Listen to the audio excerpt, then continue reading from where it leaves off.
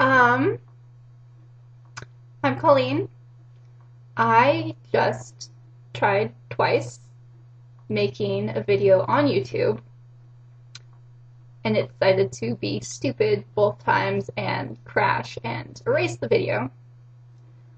But I still want to share with you this incredible cake recipe. So, even though mine is currently in the oven, I am going to walk you through the process of how to make my favorite chocolate cake that just so happens to be vegan. So, the amounts for everything are going to be in the video description box. But keep in mind that those amounts are for an 8x8 cake pan, which is about yay big. And when I make it for a 9x12, which is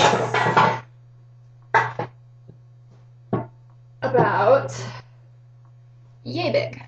So, compare the two.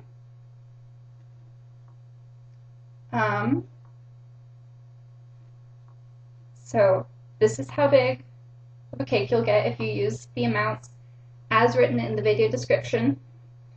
This is what I usually make and what I will be reading off the amounts for. But it's really easy to make it for a 9x12 instead of an 8x8. All you have to do is double everything. So, what you're going to start with is a large bowl to mix everything in, and your dry ingredients, which are flour, sugar, kind of almost ran out, baking soda, salt, and cocoa powder. So, in your big old bowl, 3 cups of flour, 2 cups of sugar, 2 teaspoons of baking soda, 1 teaspoon of salt, and 6 tablespoons of cocoa powder. And you're going to kind of mix that all up so that it's easier to mix once you add in the wet ingredients. And then you're going to make 3 indentations in the bowl of the dry ingredients. Make them fairly deep so that when you add in the wet ingredients, they'll kind of mix together a little bit better. So, wet ingredients, 2 cups of cold water, 2 teaspoons of vanilla,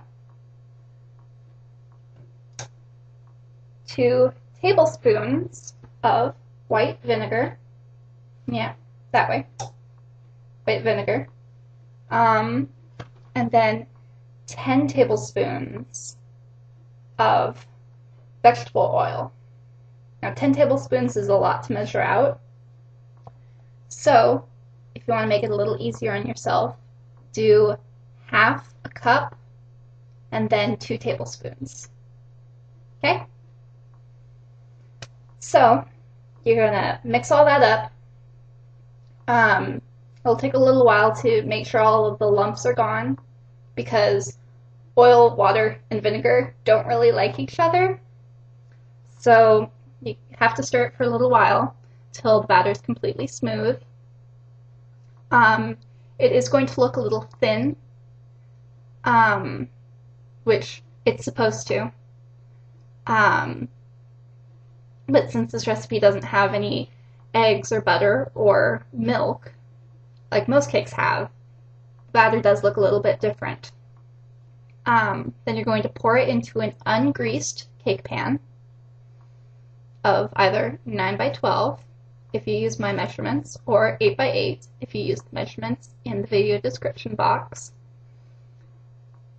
You're going to pour it in, and it's going to look kind of empty because this cake rises quite a bit.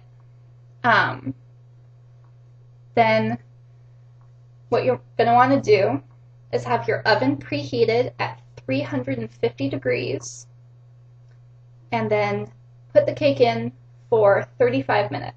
And that's whether it's an 8x8 or a 9x12. 35 minutes. Then when you pull it out, you'll let it sit for at least 10 minutes. And then you can frost it with anything you like. I have a special frosting recipe that we usually use for this cake. But the frosting recipe isn't vegan. It has milk and margarine in it. So if you want vegan, then don't use my frosting recipe. But wow, that light. Okay, standing in front of the light now. So I'm going to make another video for the frosting and put that up on YouTube too. But I'm sure you can find vegan frosting recipes on maybe Tumblr or Pinterest or various cooking networks websites. So don't despair. You can get frosting on your cake, I promise. And even if you can't find a good frosting recipe, this cake is so thick and moist and delicious that it doesn't even really need it. So, enjoy your cake. If you make this recipe, I would love to hear about it in the comments. Or, whatever. Enjoy your baking. I will see you a little bit later with the frosting recipe.